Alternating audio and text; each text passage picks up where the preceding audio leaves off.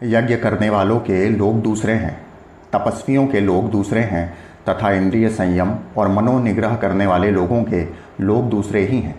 वे सभी परम सम्मानित हैं। क्षमा करने वाले पर एक ही दोष लागू होता है, दूसरा नहीं।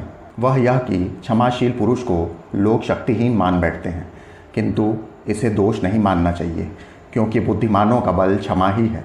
जो शांति अथवा क्षमा को नहीं जानता, वह इष्ट यज्ञ आदि और पूर्त तालाब आदि खुदवाना दोनों के फलों से वंचित हो जाता है।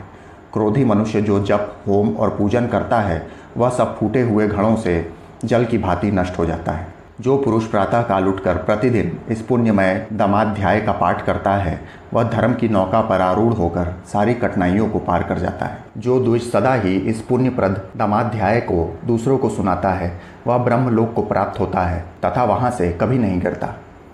धर्म का सार सुनो और सुनकर उसे धारण करो। जो बात अपने को प्रतिकूल जान पड़े, उसे दूसरों के लिए भी काम में न लाएं। जो पराई स्त्री को माता के समान, पराये धन को मिट्टी के ढेले के समान और संपूर्ण भूतों को अपने आत्मा के समान जानता है, वह ज्ञानी है।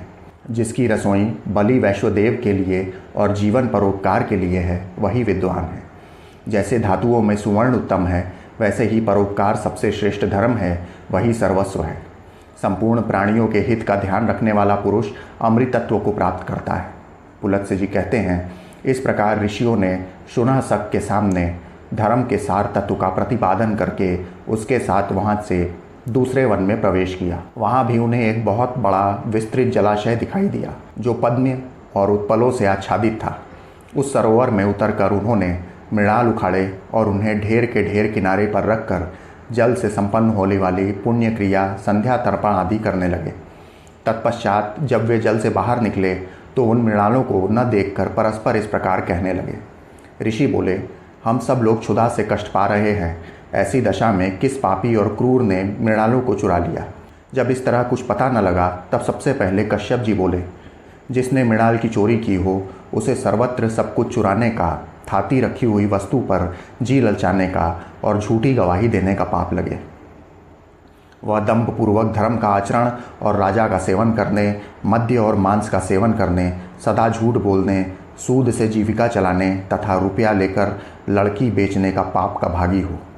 वशिष्ठ जी ने कहा, जिसने उन मृणालों को चुराया हो, उसे ऋतुकाल के बिना ही मैथुन करने, दिन में सोने, एक दूसरे के यहाँ जाकर अतिथि बनने, जिस गांव में एक ही कुआं हो वहाँ निवास करने, ब्राह्मण होकर शूद्र जाति की स्त्री से संबंध रखने का पाप लगे। और ऐसे लोगों को जिन लोकों में जाना पड़ता है, वहीं वह भी जाए।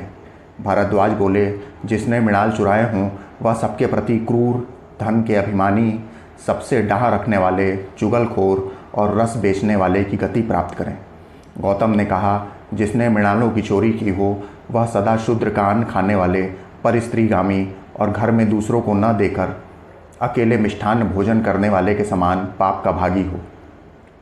विश्वामित्र बोले, जो मृणाल चुरा ले गया हो, वह सदा काम परायण, दिन में मैथुन करने वाले, नित्य पातकी, पराई निंदा करने वाले और पर स्त्रीगामी की गति प्राप्त करे। जमदग्नि ने कहा, जिसने मृणालों की चोरी की हो, वह दुर्बुद्धि मनुष्य अपने माता पिता का अपमान करने के, अपनी कन्या के दिए हुए धन से अपनी जीविका चलाने के, सदा दूसरे की रसोई में भोजन करने के, पर स्त्री से संपर्क रखने के और गौओं की बिक्री करने के पाप का भागी हो। पराशर जी बोले, जिसने मृणाल चुराए हों, वह दूसरों का दास एवं जन्म जन्म क्रोधी हो तथा सब प्रकार के धर्म कर्मों से हीन हो। शुनशक ने कहा, जिसने मृणालों की चोरी की हो, वह न्यायपूर्वक वेदाध्ययन करे, अतिथियों में प्रीति रखने वाले गृहस्थ हो, सदा सत्य बोले, विधिवत अग्निहोत्र करे, प्रतिदिन यज्ञ करे और अंत में ब्रह्मलोक को जाए। ऋषियों ने कहा, शुनशक, तुमने जो शपथ की है, वह तो द्विजाति मात्र को ही अभिष्ट है, अतः तुम्ही ने हम सबके मृणालों की चोरी की है। शुनशक बोले, ब्राह्मणों, मैंने ही आप लोगों के मुंह से धर्म सुनने की इच्छा से यह मृणाल छिपा दिए थे। मुझे आप इंद्र समझे। मुनिवरों, आपने लोभ के परित्याग से अक्षय लोकों पर विजय पाई है, अतः इस विमान पर बैठिए, अब हम लोग स्वर्ग लोक को चलें।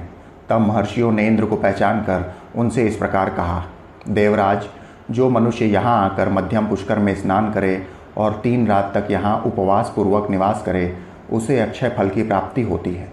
वनवासी महर्षियों के लिए जो 12 वर्षों की यज्ञ दीक्षा बताई गई है, उसका पूरा पूरा फल उस मनुष्य को भी मिल जाता है। उसकी कभी दुर्गति नहीं होती। वह सदा अपने कुल वालों के साथ आनंद का अनुभव करता है तथा ब्रह्मलोक में जाकर ब्रह्मा जी के एक दिन तक अर्थात कल्प भर तक वहाँ निवास करता है।